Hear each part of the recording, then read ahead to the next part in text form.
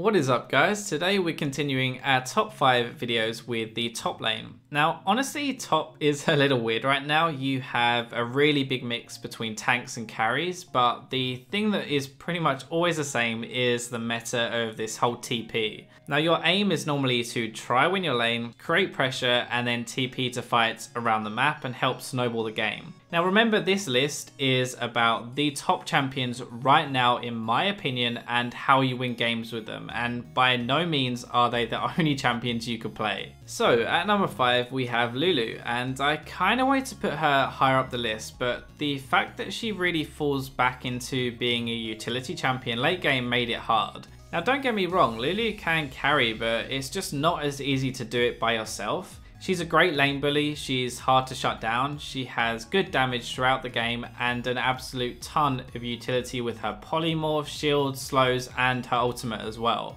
One of the reasons that she's so good is because in the mid game you should come out stronger than your opponent quite easily, which is good anyway, right? But when you also add in your utility, it can really make the difference in early fights.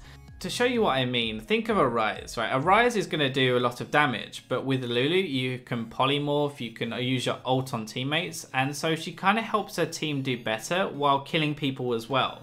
Lulu is a bit different to some of the champions on this list because in my opinion you can't just sit top and keep getting stronger and stronger.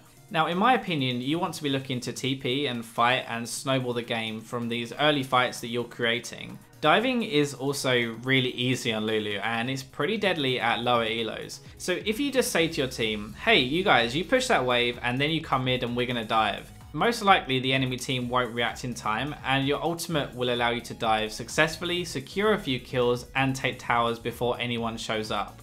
Well, that's all assuming you win your lane and you're ahead, right? Well, another part of Lulu is that her utility does mean you don't have to be fed to have an impact in the game, but you do at least have to have a few items, otherwise you're basically like another support.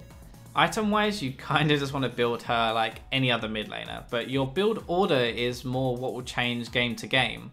Zhonya's is great against enemy AD or if you're slightly behind, but if you get ahead, then getting a death cap quickly can let you have a huge mid-game power spike. Right, at number 4 we have Ryze, but if this was a competitive top 5 like for the LCS or rank 5s, then this guy would be number 2. Now Ryze does a lot of damage even pretty early, he's a hyper carry, he's capable of winning his lane, he's very versatile build wise, and he's actually really good against the current meta champions. The reason he's not higher is because it's too easy to shut down a Ryze. Like, he's got no escape and his lane phase isn't that great either. He relies on 2 stacking items, his Tear and his Rod of Ages, which means that he doesn't hit that power spike until mid game after they've stacked for a while. Now the reason that's relevant to getting shut down is because he can't really control his lane enough to avoid getting ganked constantly.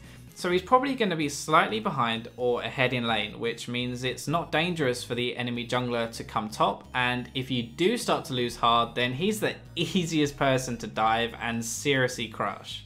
Now Ryze also has no utility. He's a short range mage, meaning that if you don't have any items, then you're not going to be able to do any damage and you can't be useful.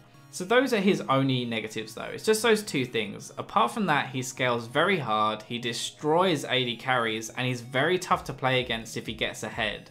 Now Ryze is so good late game that you don't really have to feel too pressured into making early plays with your TP either, but you are actually pretty good at ganking other lanes with your speed boost on your ultimate and your targeted stun. Now talking about builds and Ryze is so tough because he can literally build so many different things depending on the game. I'd argue that Tear and Rod of Ages are core in every game no matter what happens, but after that you can either build magic resist, you could build armor, or even some more damage like a void staff. Next we're going to branch out a little bit and have a look at Maokai. Now Maokai is one of the best team fighters on this list just because he literally refuses to die and it's so frustrating to play against. He's got a pretty good lane phase with his heal, he's stupidly tanky, he shuts down AD carries or mid laners easily, and he even has decent damage as well. The reason he shuts down carries so well isn't really because he kills them, it's because he stops them doing any damage to the rest of his team and he doesn't die while doing it.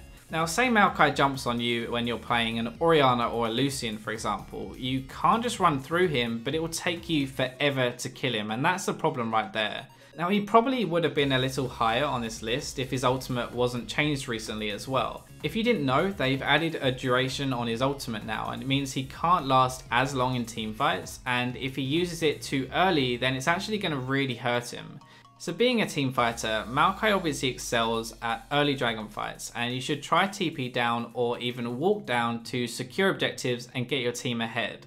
Maokai can carry a game by himself, but he doesn't really have the damage to do it unless he's super fed. That's kind of why you don't want to just sit top all game. Like, sure, you may get really strong and you may make the enemy useless, but you want to be forcing fights as that's where your true strength is. Maokai can build pretty much anything tank and it would work, honestly. Rod of Ages is probably the only item I would say that's core on him because it just gives him everything he needs. After that, any of the items I'm showing you could work well, it just depends on the enemy team and what type of damage you're trying to build against.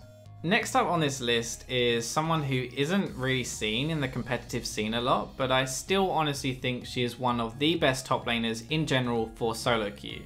Now Irelia is just an all-round monster. Like, she needs one item to start destroying games. She has a good lane phase, a great late game, a ridiculous stun, very versatile build wise, and I honestly can't think of many situations where she'd be a bad pick.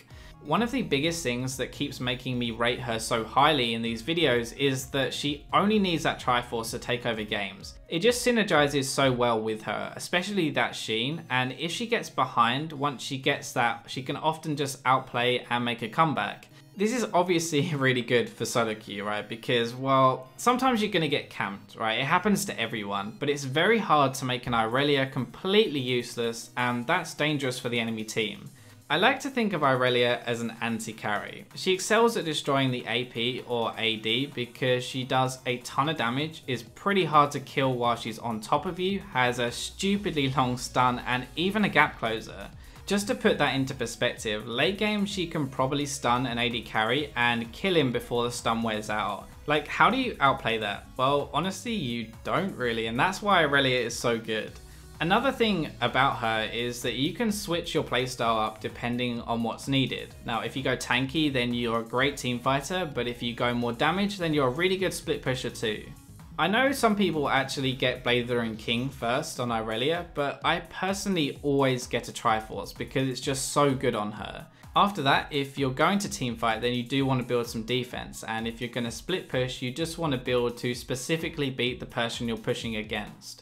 Well, here's your number one, and let's get a drum roll. Yeah, I'm just kidding. This was super obvious. It's Nidalee. Now, AD Nidalee is an amazing lane bully. She snowballs very hard, she can split push insanely well, and is even safe while doing it, which makes her so hard to deal with. The first thing I want to point out is if you suck with Nidalee, okay, and it may happen when you first start to learn her, then you're probably not going to do very well because you actually have to dominate your lane to really carry. So the thing is, and the reason she's number one, is if you're good with her, then you can pretty much carry an entire game by yourself. So look at the LCS for example, right? Game 1 between Curse and CLG. Now Quas on Nidalee basically 1v5'd CLG and he won the game, and that's against professional players. Now I know it's not quite the same, but it's just an example of how scary Nidalee is if she gets out of control.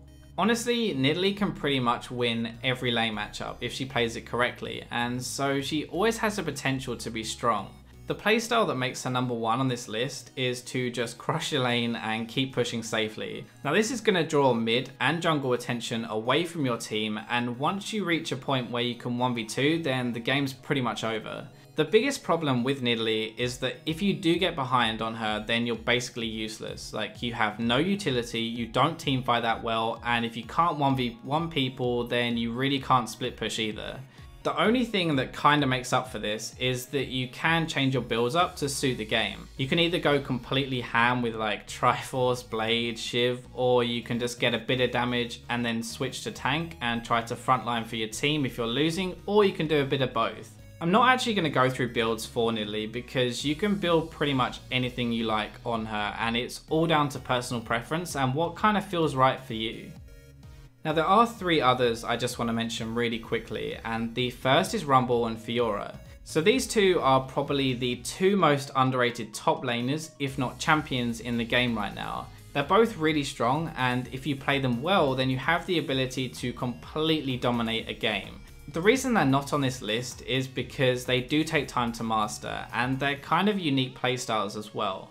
Now Alistar is the other one I want to mention, and it's more of a why isn't he here? So they recently changed it so that he can't now auto when he headbutts someone, and that was really the reason he was so OP. He still has a ton of utility, he still refuses to die in teamfights, but he doesn't do as well in lane because he can't cheese with that Sheen auto proc. Well, that wraps up my top 5 top laners for this patch, and I hope you guys enjoyed the video. Remember to hit that thumbs up if you did, and I will catch you in my next video.